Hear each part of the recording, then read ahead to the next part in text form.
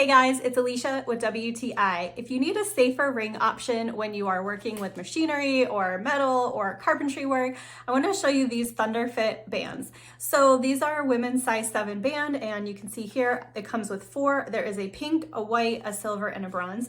I got these bands originally so that I'd be able to wear a wedding band when I worked out at the gym, and it wouldn't hurt my finger or damage my wedding ring when I was lifting weights and using barbells and all that stuff, because it was really getting uncomfortable. So these are a great option for lifting weights, but they're also a great option if you work in a trade like electrical or carpentry or plumbing, where you don't really want to have a metal ring on your finger that could actually be dangerous.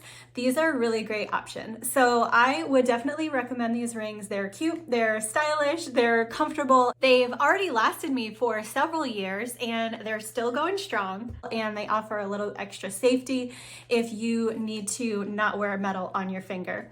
And that's my point of view.